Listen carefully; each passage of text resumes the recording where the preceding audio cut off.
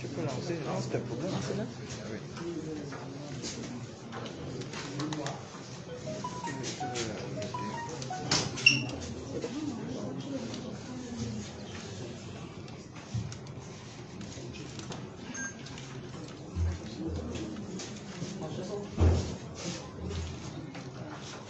Mesdames, Messieurs, bonsoir. Nous sommes aujourd'hui, cet après-midi, réunis ici au siège de l'Union nationale. Et comme vous avez pu le noter, c'est une opération conjointe de plusieurs partis politiques. Pour vous resituer le contexte, parce qu'il s'agit avant tout d'une conférence de presse, et je m'adresse là à mes collègues journalistes.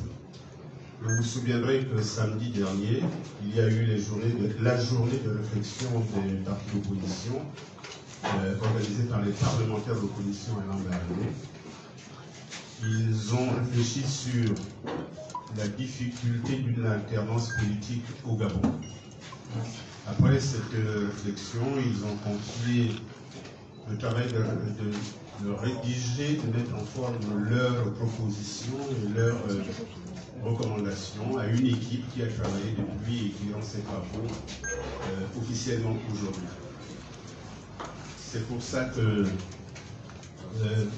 l'Union nationale, les démocrates, le RPL, le RPR et le RPG vous ont invité à cette conférence de presse cet après-midi pour vous dire le fruit de vos réflexions, de leur réflexion, pardon. Ce qu'il faudra que les journalistes sachent, c'est que cette conférence de presse ne se limitera aux difficultés de l'alternance politique au Gabon, et c'est l'objet de notre réflexion.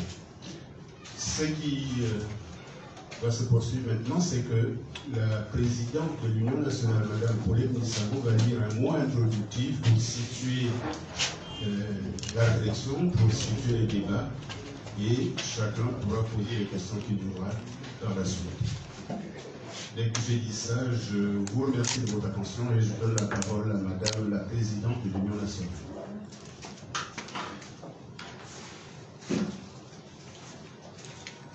Messieurs les présidents des partis politiques de l'opposition, messieurs et mesdames les représentants de la société civile et des organisations non gouvernementales, mesdames et messieurs de la presse nationale et internationale, mesdames et messieurs,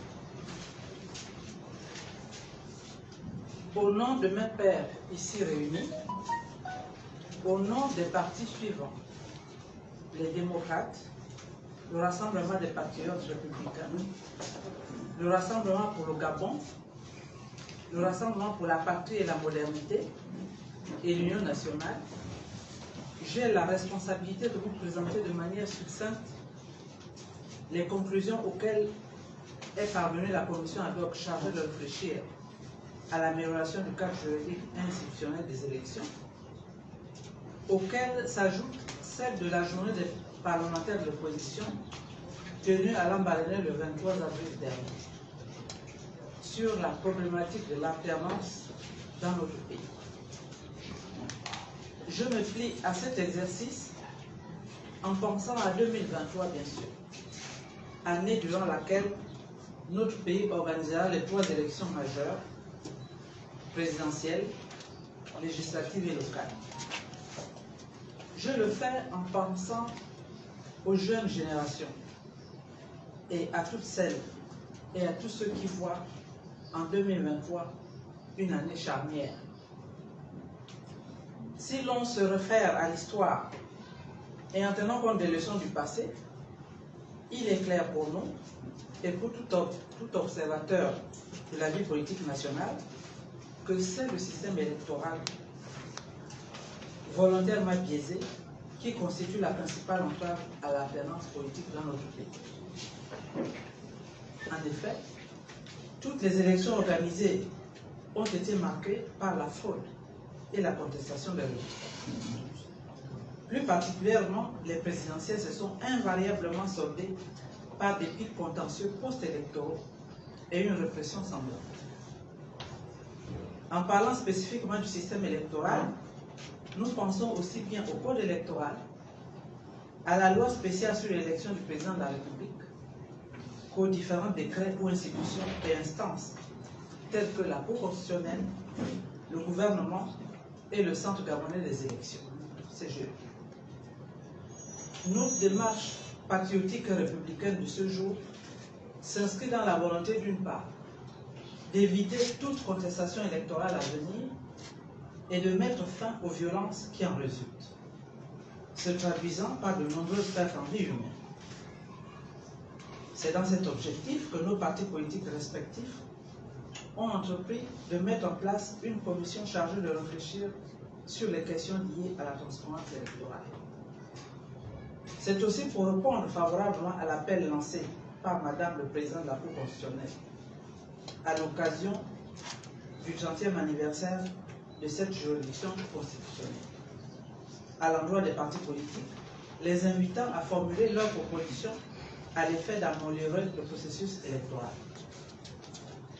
Un examen minutieux des textes électoraux nous révèle un certain nombre d'entraves à l'égalité des citoyens devant le scrutin et à la transparence électorale, dont les principaux sont, sur le plan constitutionnel, l'éligibilité à la présidence de la République de tout Gabonais âgé de 18 ans, un système de contrôle de constitutionnalité ne permettant pas la pleine conformité du cadre juridique avec les normes internationales, un déséquilibre de la Constitution en faveur de l'exécutif, principalement du président de la République. Sur le plan législatif, l'ordonnance numéro 15 PR 2021 du 13/09/2021 qui impose aux compatriotes jouissant pourtant de leurs droits civils et politiques un séjour continu d'au moins 6 mois chaque année au cours des 2 dernières années précédant l'élection en dehors des diplomates. Le caractère restrictif de la loi sur les réunions publiques en déphasage avec les normes internationales en la matière. Une loi électorale ne garantissant pas une égale représentation entre majorité et opposition dans les commissions électorales. L'absence d'un cadre juridique du financement des élections et du plafonnement des dépenses de campagne.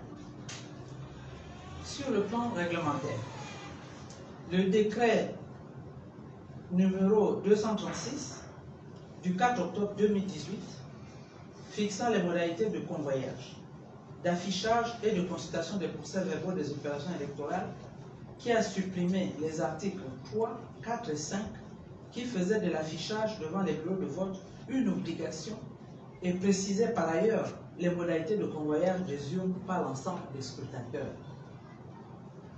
Sur le plan factuel, l'opacité de la confection du fichier électoral dont sont exclus les membres du CGE, les partis politiques et les organisations de la société civile. Le déséquilibre observé en période électorale, favorable au président candidat, qui, du fait de sa fonction et au mépris des règles d'éthique, utilise à son profit les moyens et services de l'État. Les violations répétées du principe d'égalité de traitement des candidats aux élections présidentielles, législatives et locales et sénatoriales, ainsi que les multiples entraves à l'opposition dans l'occupation des lieux publics pour l'organisation de leurs meetings. L'absence des délais dans le processus de centralisation et l'annonce des résultats par le CGE et ses demandes. Une coordination biaisée dans le processus de centralisation des résultats. La corruption des électeurs par la distribution flagrante des biens de consommation courante pendant la campagne électorale et des sommes d'argent aux abords des centres de vote le jour du scrutin. L'opacité du contentieux pré- et post-électoral. Cette liste n'est pas exhaustive, mais face à tous ces dysfonctionnements, clarifier les rôles des acteurs, sécuriser les opérations de vote et de dépouillement, garantir la transparence du mécanisme de centralisation des résultats étaient les principales missions de la commission ad hoc que nous avons mise en place. Le rapport rendu par cette commission et le rapport de la journée des parlementaires sur l'entrave à l'expression démocratique, loin de toute considération politicienne ou partisane, fait des propositions concrètes et pertinentes qui mériteraient d'être prises en compte. Pour améliorer le cadre électoral gabonais et prévenir les risques de contestation et les violences qui les accompagnent, les partis politiques de l'opposition rassemblés ici proposent, entre autres mesures, le transfert de toutes les compétences en matière électorale au Centre gabonais des élections, l'implication de tous les partis politiques à toutes les phases du processus électoral, la nécessité d'exclure les magistrats en activité au poste de président du CGE et de ses membres, la désignation des présidents du Centre gabonais des élections CGE et de ses membres de façon paritaire entre les membres de la majorité et de l'opposition, l'adoption du bulletin de vote unique au format A3, la transmission de la liste électorale à tous les partis politiques et sa publication sur le site web du CGE, l'adoption d'une réglementation sur le financement par l'État des campagnes électorales, ainsi que la limitation des dépenses de celles-ci, la révision de la loi sur les réunions publiques, l'élaboration d'un processus clair de confrontation des procès-verbaux basé sur les copies officielles fournies à la Cour constitutionnelle de leur édition et les copies fournies par les partis politiques, l'encadrement réglementaire du rôle de l'armée dans le processus électoral, l'abrogation du décret 236 du 4 octobre 2018 et le retour aux dispositions du décret 398 du 10 mai 2002 sur les modalités de convoyage, d'affichage et de consultation des procès-verbaux des opérations électorales.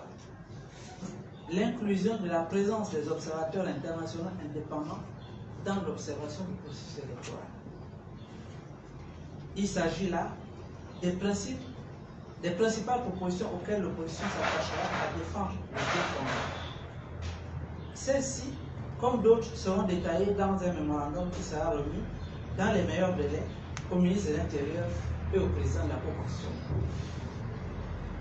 Pour tourner le dos à la contestation post-électorale, pour donner à notre société une chance de se ressouder, pour offrir à notre pays l'opportunité de se reconstruire, pour permettre à chacun de se réaliser selon son talent, nous invitons nos compatriotes de la majorité à ce rendez-vous de la réforme électorale et du renouveau démocratique.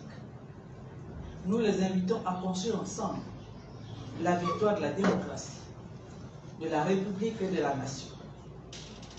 Sur le chantier de cette République indivisible, laïque, démocratique et sociale, promise par notre Constitution, il n'y a pas de place pour les politiciens, amateurs de calcul d'arrière-garde ou d'arrangement d'arrière-boutique.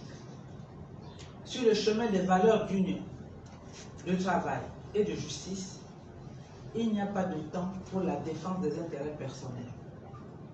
Pour les dirigeants du PDG, comme pour tous les détenteurs de l'autorité publique, il est temps de penser au Gabon, à son peuple et à son avenir.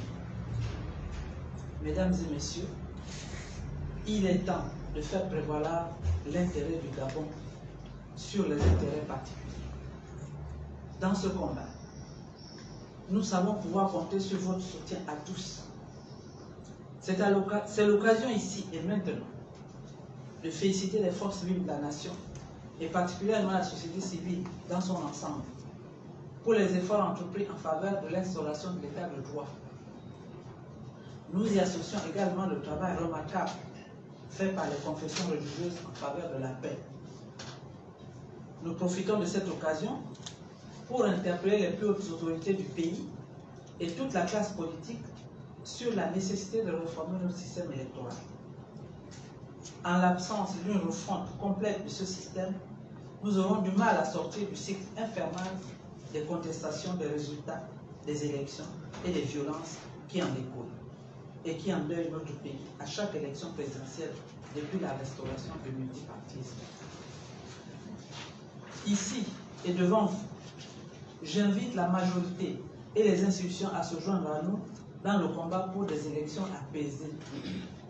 À l'endroit de ceux qui pensent comme nous et qui ne sont pas là, nous les convions ardemment à nous retrouver pour qu'ensemble, nous menions la main dans la main le processus d'édification du Gabon de demain.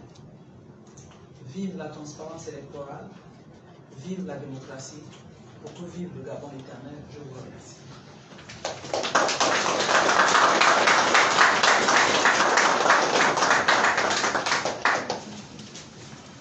Mesdames et messieurs les journalistes, vous avez entendu le propos introductif de la présidente de l'Union nationale. Comme je vous l'ai dit, c'est un travail qui a été conjointement mené par les partis dont les présidents sont assis devant vous sur la table. Je ne vous présente plus Madame Paulette Missambou, c'est déjà fait, elle a prononcé le discours.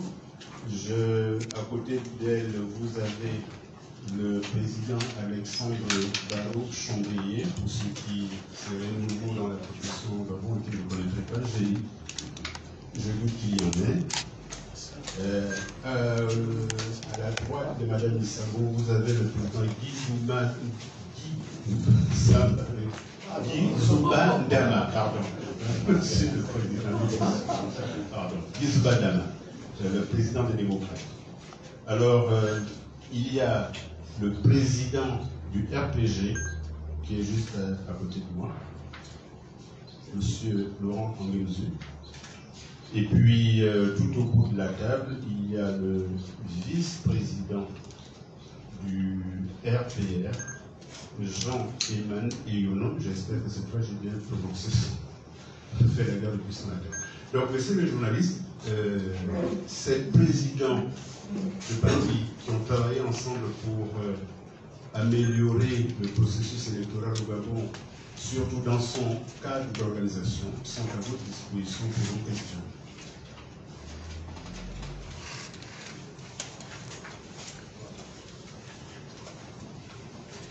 Quelqu'un veut prendre le micro?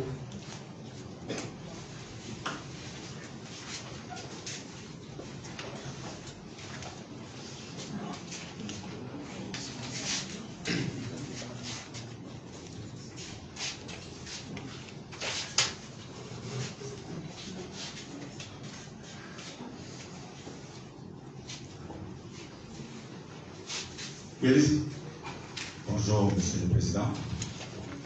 Bonjour, chers confrères. Madame la Présidente, vous aviez... S'il vous plaît, vous commencez par vous présenter votre organe. Excusez-moi. Je suis Monsieur Aimé Sansem Zindi, de l'Agence gabonaise de presse Gabon Matin. Madame la Présidente, vous avez énuméré des propositions allant dans le sens de l'amélioration des élections au Gabon.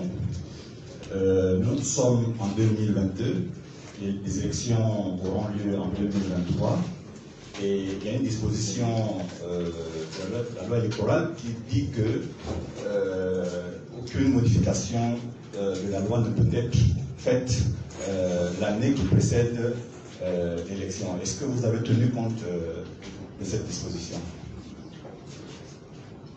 Je vais passer la parole au président Zouba pour vous remercier. Merci, cher monsieur. Je pense que c'est le contraire que la loi dit. On ne peut pas procéder à la retouche des textes législatifs dans l'année électorale. En année électorale. C'est-à-dire qu'à compter de janvier 2023, il n'est plus possible de modifier quoi que ce soit. Mais nous sommes encore dans les délais, parce que le Parlement est au travail jusqu'au 30 juin, et après il reviendra au mois d'octobre, et l'exécutif dispose d'un pouvoir que lui confère la Constitution. Lorsque le Parlement va en intercession, il permet au président de la République de légiférer par ordonnance pour des questions d'urgence. Là, il s'agit effectivement de questions d'urgence, il aura le loisir de choisir entre la procédure d'urgence qui consiste à prendre une ordonnance ou alors attendre le mois d'octobre pour que le Parlement puisse l'examiner au cours de la session qui commencera en octobre 2022 pour se terminer en juin 2023.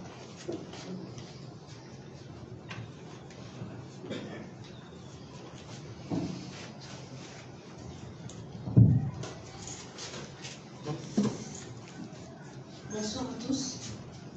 Nelly Bondé, du 7 jours info. Alors j'ai deux questions pour les présidents ici présents. On dit souvent que tout flatteur vite au dépend de celui qui l'écoute. Dans l'allocution de Madame la Présidente, elle disait que pendant les élections, très souvent, la population est corrompue. On leur offre des choses. Alors, est-ce qu'ici, cet appel à la réforme électorale, c'est aussi un moyen, ou bien l'occasion, d'appeler aussi les populations, celles-là même qui cèdent à ce genre d'offre-là? Parce que je pense que si le parti de masse est embêté, la population aussi va être embêtée. Voici ma question. La deuxième question aussi, c'est de se demander quelle est la stratégie réelle qui a été prise par cette alliance qui regroupe 5 partis de l'opposition. Alors, quelle est votre stratégie quand on sait qu'il n'y a que le feu pour arrêter le feu? Si c'est pour compléter, vous prenez le micro. Vous complétez. Je veux juste ajouter à sa première question. Monsieur le Président, lors des élections, c'est vous qui choisissez les scrutateurs qui sont désignés par vous. Mais il se trouve que ces scrutateurs choisis par vous sont souvent l'objet d'une corruption outrance. Est-ce que vous avez tenu compte de ces cas que vous choisissez souvent dans vos partis politiques?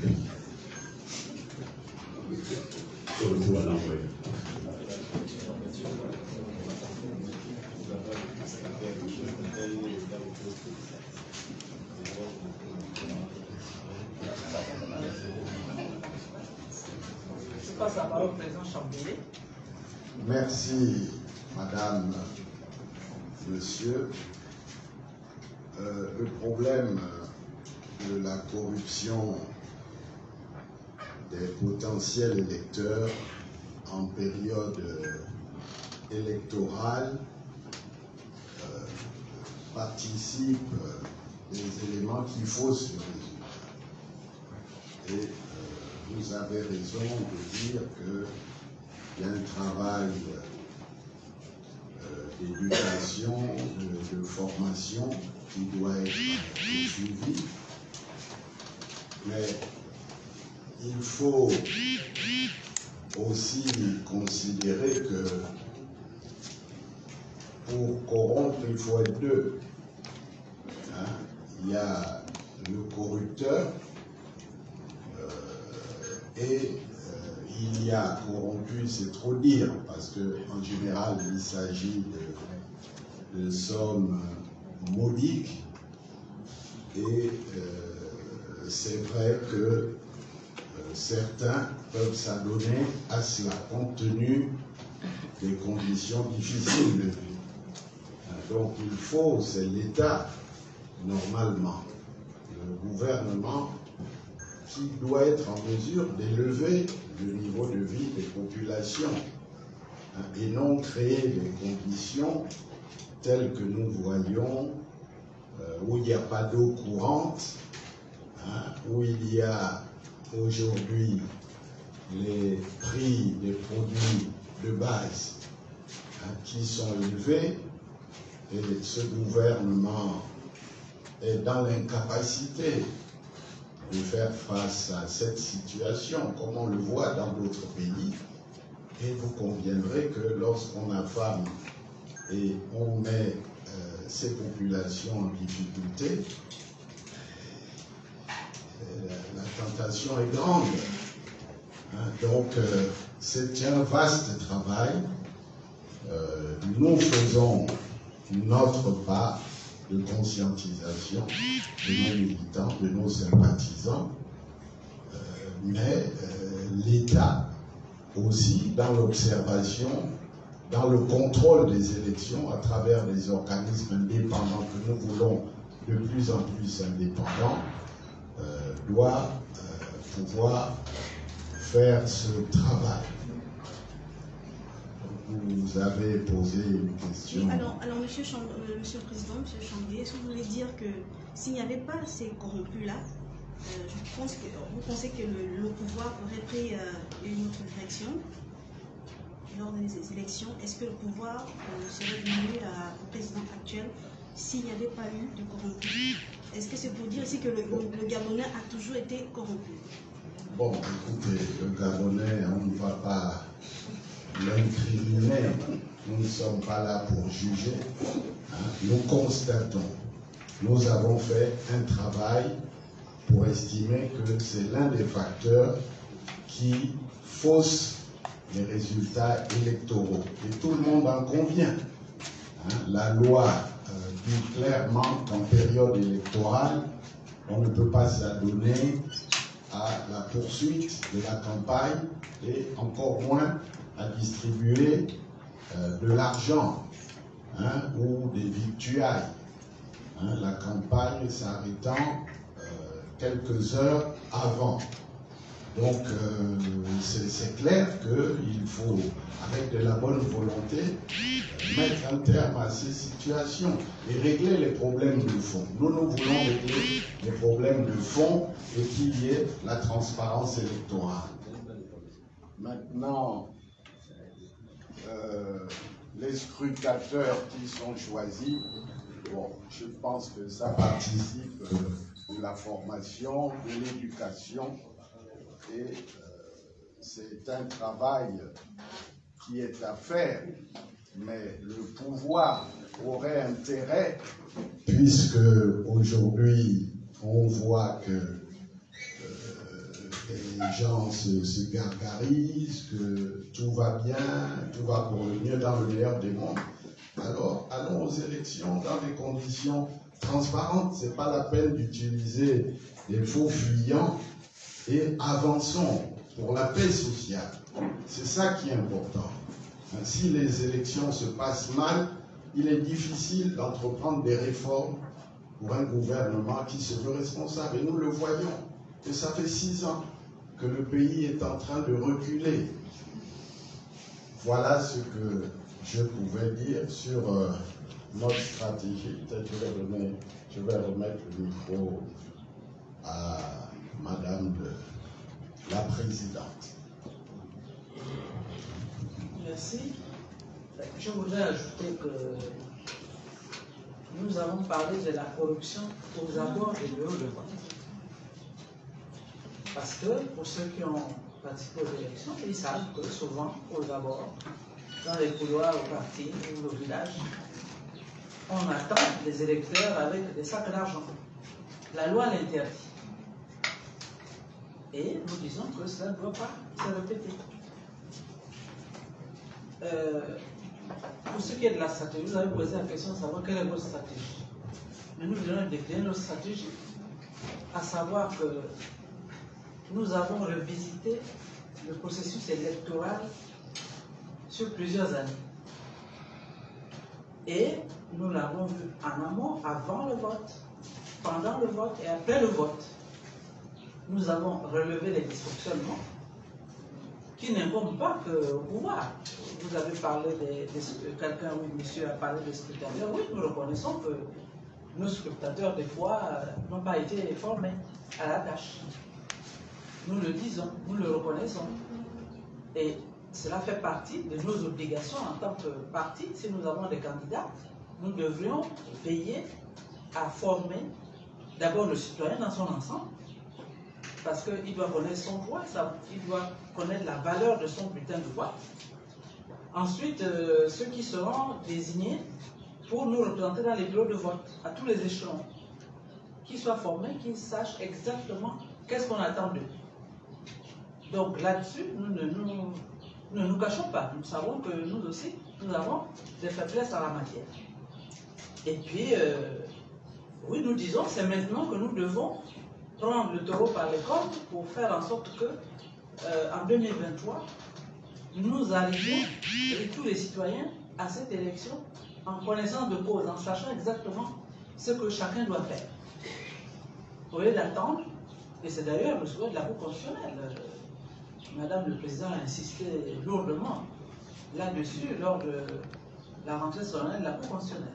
Donc nous sommes d'accord. Et c'est pour cela que nous avons pris nos responsabilités pour revisiter le système électoral. Et nous convions, bien sûr, chaque Gabonais, les partis politiques, la société civile, à nous rejoindre, y compris même le pouvoir en place. Parce qu'ils ont intérêt aussi, je pense, à avoir des élections apaisées. Mais pour cela, il faut que nous nous débarrassions des causes des concertations récurrentes des élections. Voilà, c'est ça la fin.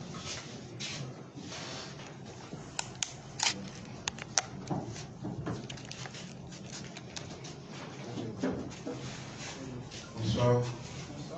Je suis Patrick Messi pour l'hebdomadaire Écoluna. J'ai écouté attentivement les conclusions auxquelles sont parvenues la commission ad hoc que vous avez mise en place. Et moi, je me demande, de prime abord, est-ce qu'il y a spécifiquement quelque chose qui a changé par rapport à 2009, par rapport même à 2000, avant 2009, 1993, 2009 et particulièrement 2016 qui était un cas d'école jamais vu de par le monde. Puisque vous parlez d'inclure des magistrats, vous parlez d'inclure les membres de l'opposition et vous parlez de l'implication de l'armée qui devra être réglementée, etc., etc. Tout ce qu'on a presque déjà vu, vécu, entendu. Est-ce qu'il ne faut par exemple pas, il y a une certaine opposition à un parti qui réagit, où j'ai assisté d'ailleurs à la plateforme citoyenne de M. Albiano, où on a fait un exposé sur le procès verbal vidéo. Je n'ai pas entendu parler de ça ici, qui pourrait être un élément peut-être additif, peut-être un peu plus efficace. Est-ce que tout ce qu'on a énuméré ici, même quand c'est accordé par le pouvoir, au dernier moment, quand il dit qu'il fabrique des résultats, on a les 99% qui font que M. Bodiou, par exemple, on l'a vu claquer la porte quand il a senti. Vous parlez par exemple de la mission de la supervision onusienne de l'Union européenne. Mais l'élection 2016 démontre à suffisance que même quand cette mission a compris que le Gabon, en fait, tout le processus a été biaisé, ça n'a pas empêché le pouvoir de perpétrer son coup et puis de demeurer, de gérer finalement un mandat qui ne lui était pas acquis pendant 7 ans. Alors moi je reste sur ma faim par rapport aux réflexions que j'ai écoutées ce soir. Bon, d'abord, je ne pense pas non plus que le seul fait d'ajouter le PV vidéo va être l'acte décisif. C'est la conjugaison de tous les facteurs que nous avons énumérés qui fera que, et la concertisation, la prise de conscience de nos compatriotes, qui fera qu'il y ait le changement. Et surtout, que le pouvoir accepte de rompre avec l'arbitraire. Donc, et puis, nous avons dit que nous ne sommes pas les seuls détenteurs de la science infuse. Nous avons appelé tout le monde à contribuer. Nous faisons notre part. Le changement, la nouveauté, c'est que nous avons décidé d'y penser avant l'élection. Au lieu d'attendre la dernière minute ou de se laisser surprendre. Et c'est à cet égard que nous avons salué les initiatives et des partis et de la société civile qui ont été prises ici et là pour aller dans le même sens. Et ce que nous souhaitons maintenant, c'est que nous regardions tous dans la même direction, que nous conjuguions nos efforts pour réduire les risques de fraude, réduire les risques de violence. Donc, nous n'avons pas la prétention, les PV nous en avons parlé. Bien sûr, vous n'avez pas entendu le PV vidéo, mais on a parlé des sites web, par exemple. C'est à chacun d'apporter l'élément nouveau qui fera que l'ensemble de nos propositions ou de notre construction commune puisse amener le pouvoir à se remettre en question. Donc voilà. Et que ce processus ne fait que commencer. Et donc au fur et à mesure, bien sûr, nous enregistrerons les contributions des uns et des autres, parce que ce n'est qu'ensemble qu'on peut réussir. Aucun parti tout seul ne peut venir à bout d'un système aussi bien enraciné. Donc il s'agit, et nous avons, je vous ai dit, que nous avons revisité le système depuis 1987, dès le départ des élections multipartites. Donc oui, nous avons fait un relevé qui n'est pas exhaustif, mais il nous appartient maintenant, à la suite de ces réflexions, d'arriver à peaufiner nos stratégies pour obtenir des élections un peu plus transparentes, moins contestées et moins violentes. Voilà.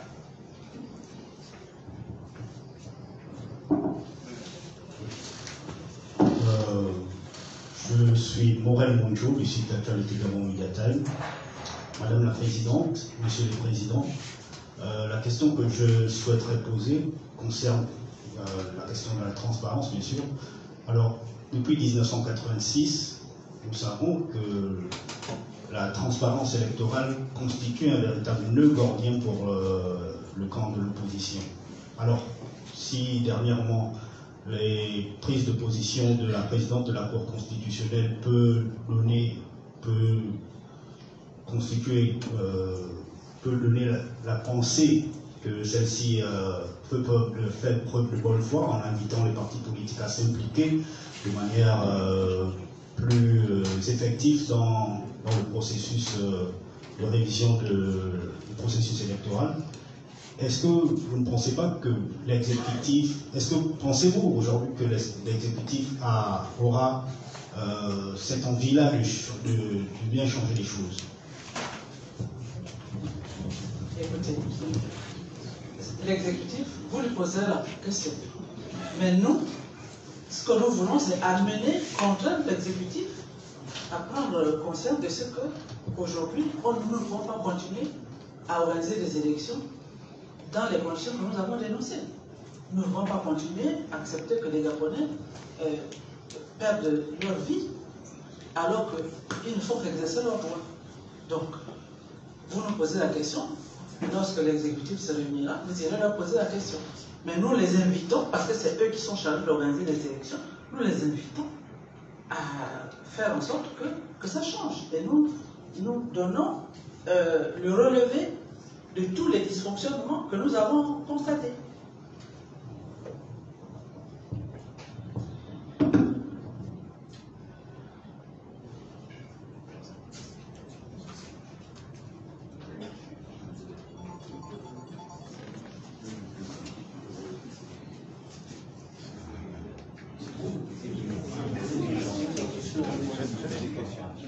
Il y a encore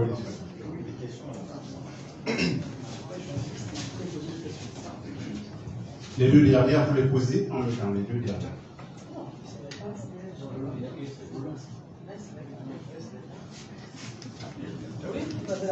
Merci, Madame la Présidente.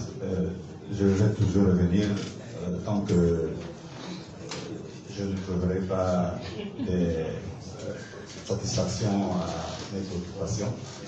Madame la Présidente, vous avez dit dans le domaine que vous répondiez à la suggestion de la présidente de la Cour constitutionnelle et vous avez énuméré un certain nombre d'éléments qui, selon vous, doivent participer à la transparence électorale.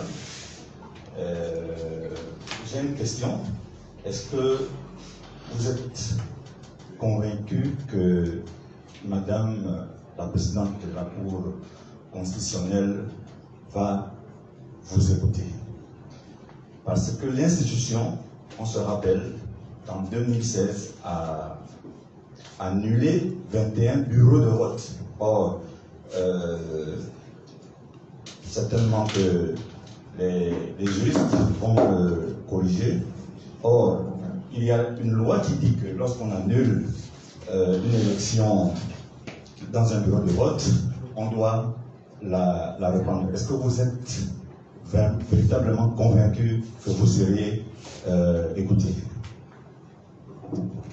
Écoutez, ce dont je suis convaincu, c'est que si toute l'opposition, toute la société civile et les citoyens gabonais exigent des conditions de transparence conformément à tous les relevés que nous avons faits, mais l'exécutif, la Cour constitutionnelle, ils seront bien obligés d'en tenir compte.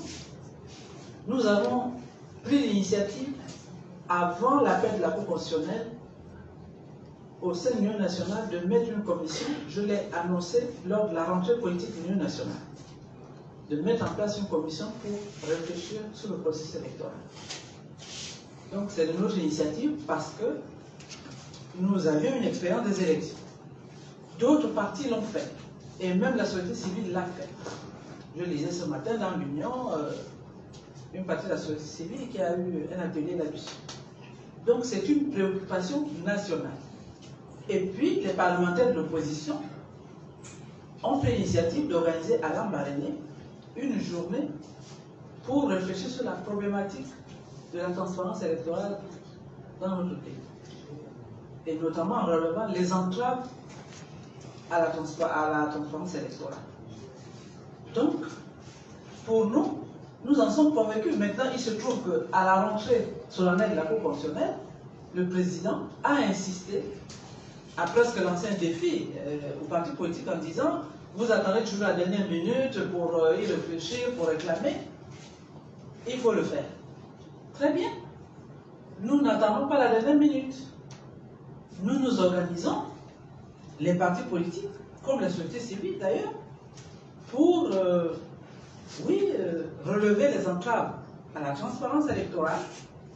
Et donc, il leur appartient à la Cour, parce que si elle l'a dit, c'est qu'elle-même, elle a constaté qu'il y a des dysfonctionnements. Sinon, elle ne l'aurait pas dit. Et notre rôle en tant qu'opposition et société civile, c'est de contraindre le pouvoir à modifier les règles. Et nous avons relevé à la fois sur le plan institutionnel, législatif, organisationnel, tout ce qui ne va pas. Et nous sommes prêts à le défendre, avec tous ceux qui se joindront à nous. Donc, après, la balle sera dans leur camp, mais elle ne pourra plus dire que nous n'avons rien fait. Voilà. Bien. Pour donner quelques éléments de complément, je crois que le travail qui a été fait, c'est une bonne base de départ. Et comme Madame la Présidente l'a dit, nous sommes ouverts à des compléments et la porte est ouverte pour élargir. Vous devez au moins être satisfait de ce point pour considérer que nous avons fait notre part. C'est très important. Maintenant, il y a un aspect qui nous concerne tous. Le fait d'avoir des dirigeants qui soient élus dans des conditions de transparence, d'impartialité, c'est un facteur pour le développement du pays. Un pays ne peut pas se développer dans un contexte où les dirigeants ne sont pas bien élus. Et on le voit que lorsque les réformes sont mises en œuvre, s'il n'y a pas de soutien de la part de l'administration, de la part de toutes les couches intermédiaires, les syndicats, nous voyons avec les grèves, aujourd'hui, dans tous les secteurs d'activité, l'éducation nationale, les régimes financiers, le meilleur moyen d'avoir une accalmie, c'est d'avoir des élections claires et transparentes. Nous avons également des problèmes urgents à travers le chômage des jeunes, pour lesquels rien n'a été fait encore. Et vous savez que les jeunes constituent près de 60, les moins de 35 ans, 70% de la population. Si nous ne résolvons pas ces problèmes dans les années qui viennent, nous sommes assis sur une poudrière. Donc, nous comptons aussi sur vous, parce que vous êtes un vecteur de transmission de ce qui est objectif pour la société, de ce que nous devons faire. Et c'est à cet égard que nous vous prenons pleinement en compte, vous les médias, la presse, c'est le quatrième pouvoir, pour jouer aussi votre rôle d'éducation. Ce que nous faisons, Madame la Présidente l'a dit, nous ne le faisons pas pour des situations personnelles ou des intérêts corporatistes. Nous le faisons dans l'intérêt du pays, dans l'intérêt général du pays et pour les jeunes générations. Demain, après-demain, on ne pourra pas dire que nous n'avons pas pris nos responsabilités par rapport à ça. Et chacun doit prendre ses responsabilités devant le peuple, devant la communauté nationale et internationale.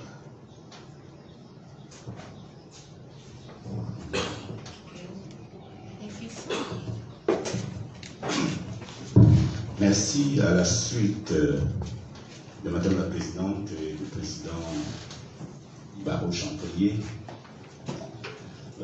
quand il s'agit de parler de la position de la Cour constitutionnelle qui ne serait pas convaincue, ou qui est-ce que nous sommes convaincus de ce que la Cour constitutionnelle dorénavant va appliquer le droit de façon impartiale. Nous pouvons dire que autour de cette table, nous sommes d'abord dans une logique de co-construction, et c'est à ce titre que nous avons relevé les apories qui sont contenus dans le code électoral et tout ce qui a trait aux élections. Nous faisons le devoir de l'opposition, celui de proposer des démarches qui visent l'intérêt général. Nous pensons que cette fois-ci, après avoir vécu les malheureux événements, notamment à la suite des élections présidentielles, que nos compatriotes d'en face pourront désormais prendre conscience de ce que le Gabon doit être au-dessus de tout. Au-delà des intérêts particuliers, au-delà de ce que les uns les autres puissent s'approcher à leurs intérêts particuliers, mais que le Gabon doit demeurer immortel et indivisible. Et c'est à ce titre, pour prévenir tous les soubresauts qui pourraient subvenir prochainement, nous avons pris les devants. Longtemps, quelqu'un l'a dit tout à l'heure, on a toujours été surpris à la dernière minute de nous retrouver, mais cette fois-ci, 15 mois avant 2023, nous avons estimé qu'il faut amorcer une réflexion qui soit inclusive. Et c'est à ce titre que nous pensons, au-delà de ceux qui sont autour de cette table, que la question ou la problématique de l'alternance au Gabon mérite d'être examinée par toutes les couches sociales. D'où l'interpellation à la société civile et à d'autres acteurs, à toutes les forces vives de la nation, et même aux partenaires du Gabon parce que nul n'a intérêt à ce que le Gabon s'embrase. C'est à ce titre que nous estimons que nous sommes ouverts d'abord à tous ceux qui ont cette envie de voir le système électoral prendre la voie royale des grandes démocraties. Nous venons de connaître une élection en France où le jour même nous avons les résultats. Nous avons réfléchi à beaucoup de choses. Le fait que dans la loi électorale, qu'il n'y ait pas de délai imparti pour l'annonce des résultats, laisse libre cours aux tenants du pouvoir à manipuler les résultats, à réfléchir à comment et attendre que toutes les provinces ou telle localité, les résultats soient donnés pour porter des correctifs. Et c'est à ce titre que nous avons dit qu'il faut regarder d'abord le cadre législatif et réglementaire. Parce que l'action que nous menons doit être inscrite dans cette logique-là. Maintenant, les autres stratégies relèvent de ce que nous allons dire, nous, opposition en interne, pour effectivement arriver à cette alternance politique tant souhaitée par les populations gabonaises. Merci.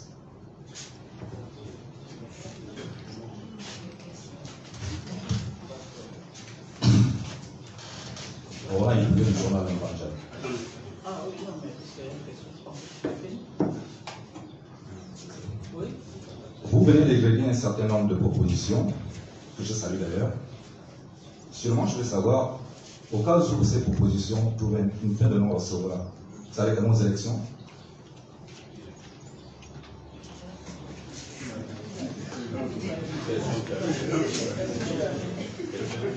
Merci, Madame la Présidente. Je pense qu'il est trop tôt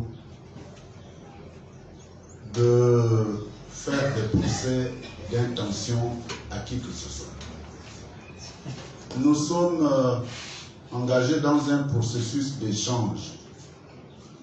Nous avons inventorié les questions qui nous préoccupent.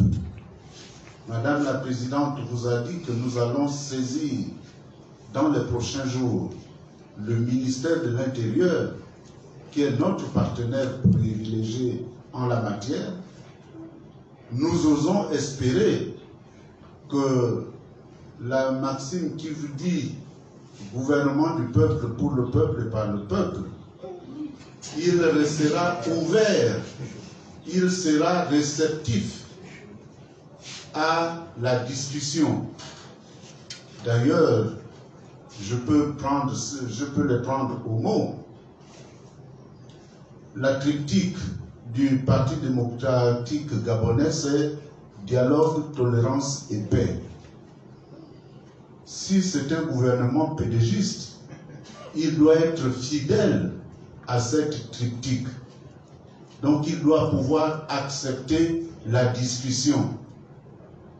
Je crois que dans notre pays, on a eu il y a quelques années une émission qu'on appelait Elombesika. De la discussion jaillit la lumière. Je ne peux donc pas présumer que le gouvernement puisse réserver une fin de non-recevoir à notre démarche.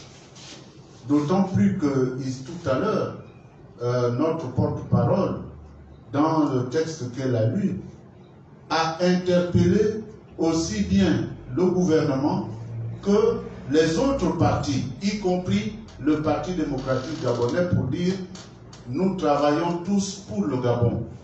Dans ces conditions, personne ne peut refuser de réfléchir sur les questions qui peuvent amener la paix au pays. Un gouvernement conçu dans l'insécurité ne peut pas prospérer. Il travaille en dehors de toute emprise de la société. Donc il a tout à fait intérêt à accepter de discuter avec nous. Et je pense que c'est lorsque nous aurons fini de discuter avec le gouvernement que vous pourriez nous demander si nous sommes satisfaits ou non des discussions qu'on aura engagées avec celui-ci. Mais maintenant, ça me paraît prématuré et ça risque d'être un procès d'intention.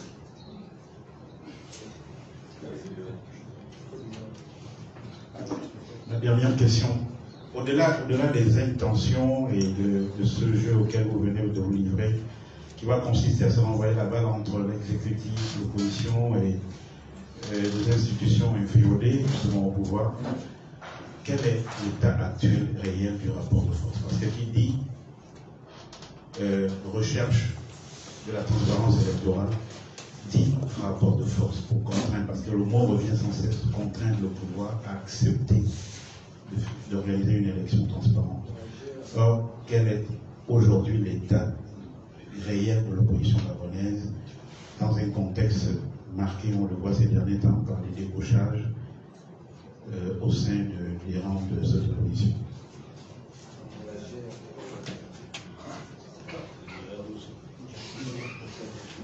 Je crois qu'un rapport de force, on le crée.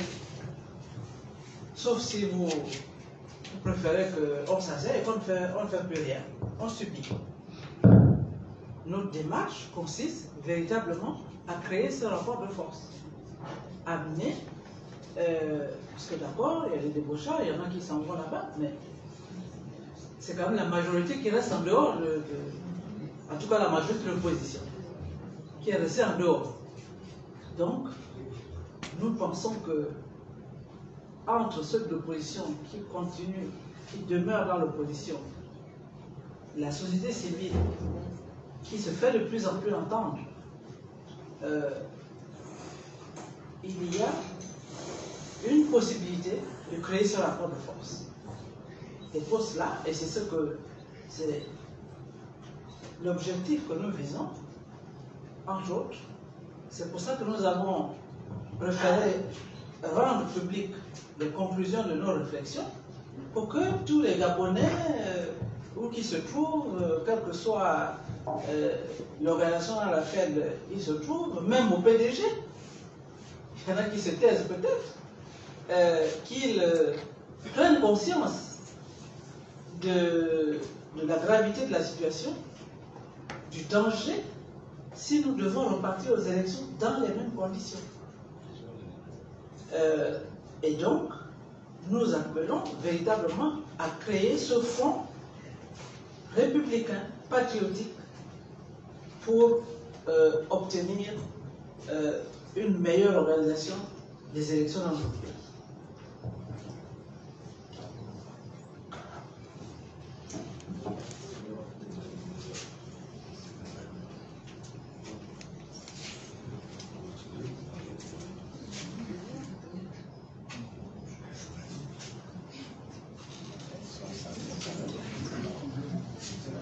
Alors, puisqu'il n'y a plus de questions, je voudrais simplement me répéter, saluer la présence des partis politiques à cette conférence de presse, la présence de la société civile et tous les autres compatriotes qui sont venus parce qu'ils ont eu l'information que nous avons commencé à 5, mais la porte est ouverte. La porte est ouverte aux partis, à la société civile, à tous les compatriotes, et plus de liberté pour que véritablement nous mettons en route ce fonds républicain pour l'organisation d'élections démocratiques transparentes, surtout dans notre pays. À l'exemple, ce n'est pas une fatalité. On voit bien d'autres pays africains dans lesquels les élections se déroulent normalement, dans la transparence. Donc, c'est possible. Nous y croyons, mais nous ne pourrons le faire que si la majorité d'entre nous se met ensemble dans ce combat. Donc, vous pouvez vous adresser à n'importe lequel de notre organisation pour faire partie de ce fonds pour la démocratie. Je vous remercie.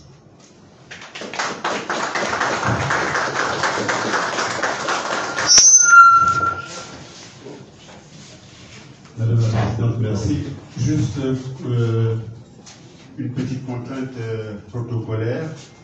pour le souvenir de votre cérémonie, il serait bien que dehors, les présidents ensemble prennent une photo, uniquement les présidents de parti. Une photo de famille ici.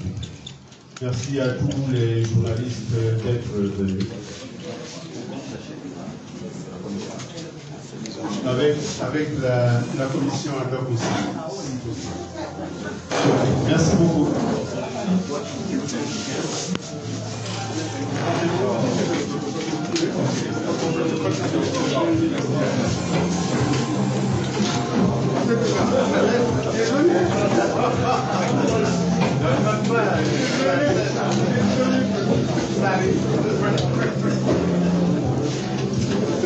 C'est l'émotion. Oui.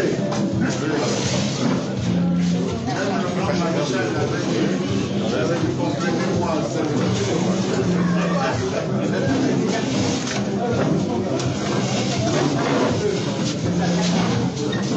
le comité de réflexion, allez-y. On est à réfléchir.